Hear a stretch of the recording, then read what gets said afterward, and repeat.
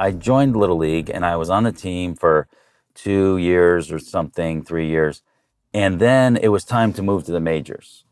So I go to the majors and I played for half a year and they put me back into farm. Oh, no. No one ever gets put back. I was so humiliated. But here's the thing. I didn't quit. Why? I just don't. I want to see it through. And, it's been 35 years in my career. I don't quit. I'm not quitting. It doesn't all go well in the beginning, In business, it's no different. But you got to keep going.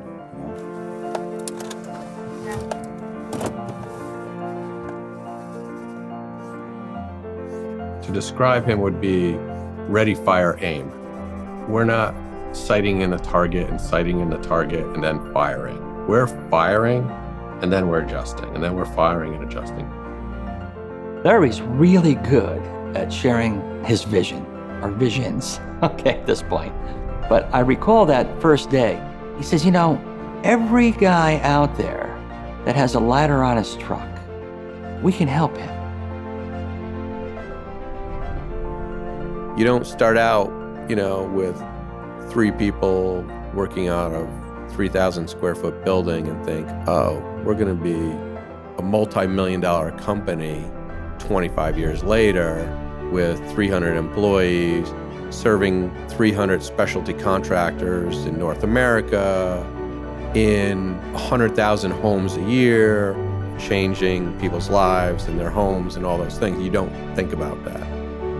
When you make progress and you have success and you learn and you adapt and you work hard, this is where you end up.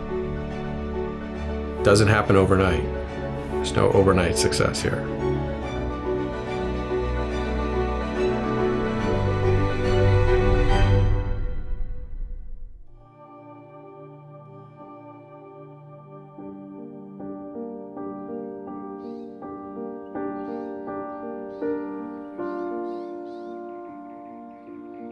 When I grew up, we were on the second floor of a 3-family house.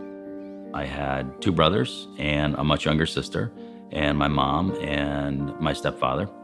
And there were 2 bedrooms for all of us. So the dining room became the living room, and the living room became the bedroom for my parents. And there were 3 boys in one room and 1 bathroom and no shower. We had a roll rim tub, with the feet on it. The coffee can was always there on the rim of the tub, leaning against the wall, and you'd scoop the water and, rinse your hair, and, we made it work. My mother worked multiple jobs and worked really hard to keep the family together in every way that she could. By her example, I learned the value, of hard work, and you do what you got to do. Whatever your circumstances, you do what you got to do to make it work. Sadly, my stepfather was an alcoholic, and but I loved him. He, there's a good guy in there, and yet, this disease takes over and screws the whole family up. You had my stepfather and my mom, and it was, problem and solution. And so at a young age, I decided I was not going to be part of the problem for her. I was going to be the solution.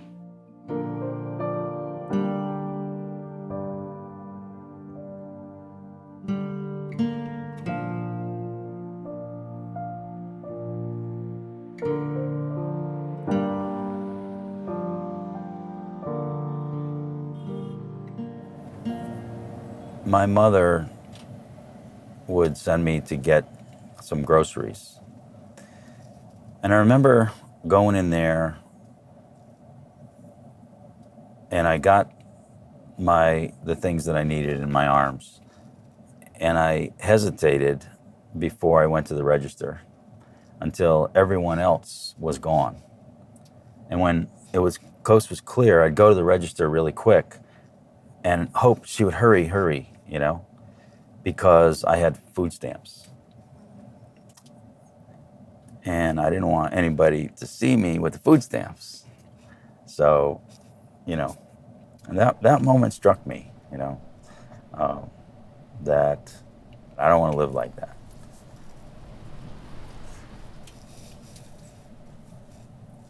I think it was pretty evident when we were younger that he wasn't happy with the status quo, that he wanted to do more. I remember very clearly, I was in second grade. I got a comic book, and in the comic book, in the back, there was classifieds, and it said, buy this box of burpee seeds and, sell them and make a profit. So I cut it out, and sent away to wherever it was, Minneapolis or something. And a couple weeks later, there come this box of burpee seeds. So I went door to door, ringing doorbells or knocking on the door, and they would come to the door, and I would say, would you like to buy some seeds? And, I did really well, right? So I made it around the block, and I was out of seeds, so I had to send away for more. I learned that I don't have to wait on other people. You can go out there and hustle and earn money for yourself. When I was 13, I bought a paper route from another paper boy, and I was delivering 140 papers a day. And no matter how cold it was, no matter how much snow was on the ground, I'm pushing one shopping cart, pulling another one, and delivering these papers. And, I was making $80 a week. I'm 14 years old, and I was like the richest kid in the neighborhood. When I was a senior in high school, I already was doing some carpentry work, and I bought a $600 Chevy pickup truck the day I graduated and moved in with my grandfather, who lived alone, and I had some space to put my tools and put extra materials and park both my car and my old truck and start my life. My education took another dimension when I discovered audio programs. I would buy these things for $60 for a program for 6 cassette tapes. I ate it up. I mean, to hear people talk to me about marketing and sales and negotiation and psychology of all kinds of things was wow. And so I would listen to these things full time in my truck. And at the time it was like, oh, that motivational stuff, right? I mean, because it was weird. No one did this. So when my friends got in my truck, I would stuff the audio program under the seat because they would, comment, oh, you listen to that motivational crap again, but I knew what I wanted and I knew what was good for me. The self-help audios, the Earl Nightingales of the world. And the big difference is with Larry is that he actually implemented what these audios were saying, and he put them in practice and made it part of his lifestyle change. The future's unlimited. If you challenge yourself and push yourself, you discover some things about yourself that you don't know right now. If you don't program your mind will be programmed, because we live in a world where we're told more about our limitations rather than our potential. I can control my thoughts, therefore I can control my destiny. Yes. It's I think it is the great breakthrough thought. I call it the Grand Canyon thought of life. Is every great thinker in history has come to that conclusion, that amazing thought that you actually become what you think about. It doesn't matter where you're coming from. All that really matters is where you're going. Right.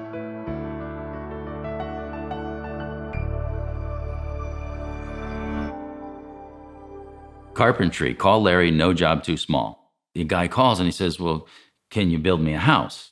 I said, well, I'm 18 years old.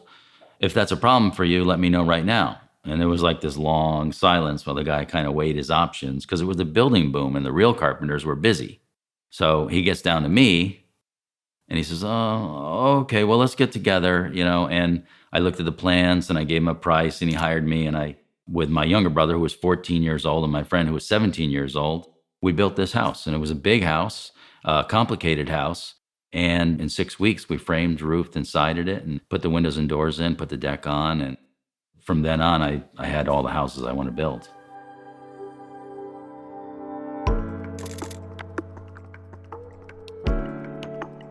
The last house I built had a water problem, brand new house. It had a wall crack that was leaking, and I had to figure out how to fix it so I could sell this house, and that's what led me to the basement waterproofing industry. In 1990, I had developed a few products for basement waterproofing, so I was calling around the country to other basement waterproofing contractors, asking them, would they like to be a dealer for my products? It was me and Larry in a pickup truck. We packed a lot of product in the back of the bed of the truck. We would drive to a city or an area, and we would get a yellow page book from that area. And whoever had the biggest ad, we would just call them. Hey, we'd like to meet with you. We have some products. We'd love to show you what we have and what we can do to help you with your business. It was a roadshow. I was 26 years old.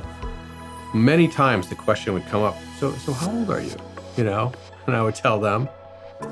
And they're like, okay, well, how old is Larry? And I'd say, oh, well, we're the same age. And the look on their face was like, what did I get myself into? We had this vision of what we wanted to be to these contractors. We wanted to help them build their business. We wanted to be in their business, if you will. You had to prove yourself to these guys. You had to prove that you had something, that you could do something, that you can give them information, knowledge, training, tools, products that would help their business. I remember some of those stops and some of those people that we met on that trip are dealers today. So it's an amazing trip. That house is where it all started. That was where I went to work for him first, in that house. Larry lived there. He was single. He had his bedroom, but we used the kitchen, the bathroom, the living room, and the spare bedroom as office space. And we'd get our leads and run appointments out of there. And that was the whole company. So we had the local business that was a contracting business that we were trying to run and help and grow. And on the national side, we were trying to grow a business from nothing. There were a few years where we had a product in development that we thought was going to change the world. Every time we would get close, there'd be a little setback. And we'd get close and there'd be a little setback. During the research process, there's several projects that we've had that never came to market because it just wasn't feasible to do it. But there's a solution for everything. We never throw anything out. We never throw any idea away. 63 different prototypes and over 8,000 hours of testing to come up with our result.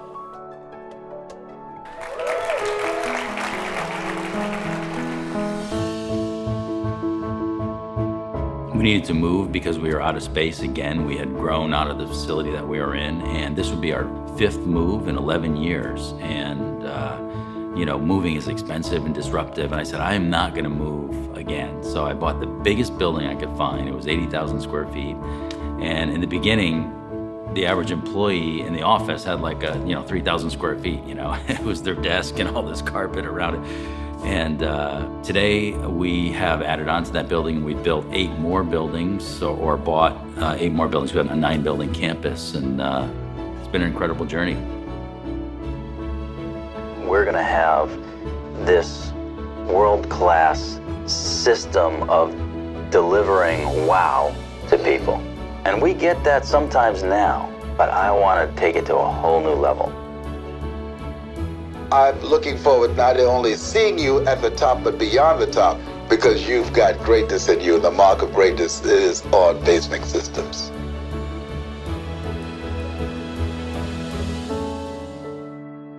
The visible comes from the invisible. Something comes out of nothing. Remember back to the little house.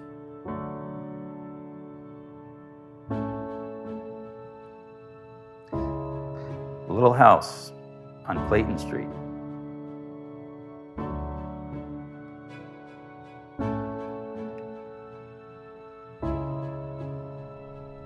I got this.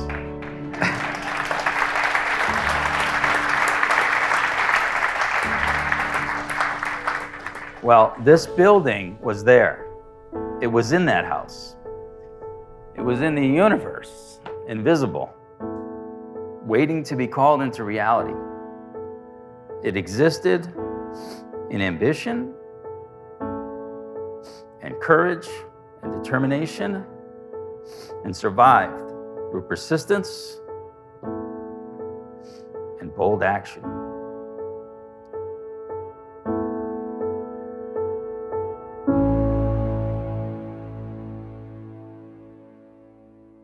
In 2014, that's 3.5 years ago, my house burned down to the ground. What else do you want to know?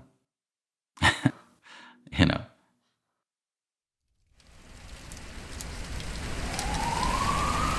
Oh my God! Oh my God! Oh my God! Bye-bye. I love you.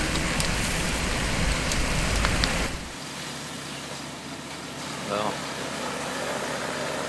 that's what's left of the house. That was a big day. That was a moment. You're standing there and someone's watching their life just go up in front of you.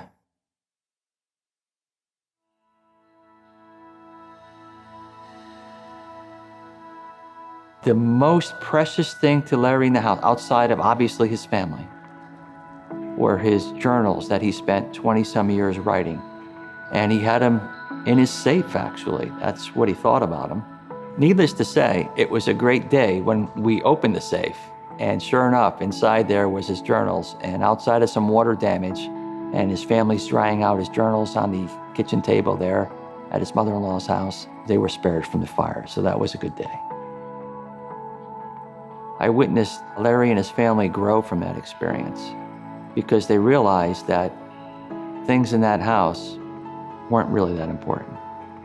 It's relationships. It's what they're going to do the next day. It's their goals and their visions, and the whole family grew from that experience. There's no question. What I know is this: your wealth is in you, right? It's inside you. It's what you know. Everything you have on the outside of you is a manifestation of what's going on inside of you. So that's, where we need to focus. And, outside things will come and go. I mean, it's going to happen. Nobody's getting out alive, you can't take it with you, right? So it's like, what are you going to do while you're here?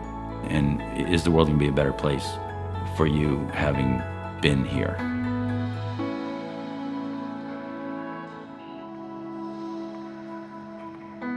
Larry Janesky's 7 qualities of a winner. Number 1, believe in yourself. Number 2, we become what we think about. Control your thoughts. Number 3, have a clear vision of where you're going. Set goals. Number 4, be positive. Strive to maintain a positive attitude. Number 5, take action now. Have a sense of urgency. Number 6, work hard. Be disciplined and have the integrity with yourself and others. And number 7, be nice to people, even people you don't understand.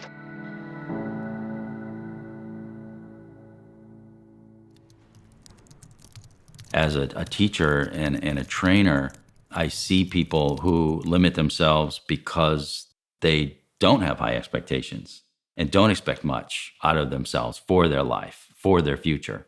And that's one of the things I talk about. I think that's the major limiting factor for most people, whether they be in business or not, is their own thoughts about themselves. He understands people. It's not about what was, it's about what could be. It gives you a sense of confidence that he's with you 110%. He's a full-blown visionary. He wants to leave his mark on the world. He wants to leave the world a better place than what he found it. And he wants to make it as good for as many people as he possibly can. He's the kind of guy that builds everybody up around him. If you're in his company, you can't help but get better yourself. It is absolutely not about how smart you are. It's not about where you come from. It's not about your family or your college education. I didn't go to college, and I'm glad I didn't. I'm really glad I didn't. It's about your own self-image, and it's about your ability to focus your attention. There's so many opportunities in this world, and what you've got to do is focus in on one of them. And I decided I want to be a contractor, and I want to be the best contractor I can be. I want to share what I know. You know, there must be another reason why I've learned what I have. It can't be just for my own success and my company and my people. There's got to be a bigger reason. The School of Entrepreneurship is to be able to have other people use that machine, use those proven concepts to be able to move their company forward. And people are latching onto it, and it's helping hundreds, if not thousands of people already. We're in this as a team, and Larry loves teams. The more teams, the better, because that means he's helping more people. We're not really in the basement waterproofing business. We're in sales and marketing business, and we're in business development and business education business, you know, because we're helping people get leads and make sales and give good customer service, how to train your people and how to manage your operation, how to create systems, how to create efficiency, how to create more productivity in your company. That's what we're good at. We're good at helping contracting businesses grow. That's what we do. I wouldn't say this is the destination, but still on the journey. There's still more to come. I couldn't have a bigger impact in the world doing anything else. This is what I need to be doing. And it happens to fit with what my talents are and what I want to do. And it's having fun.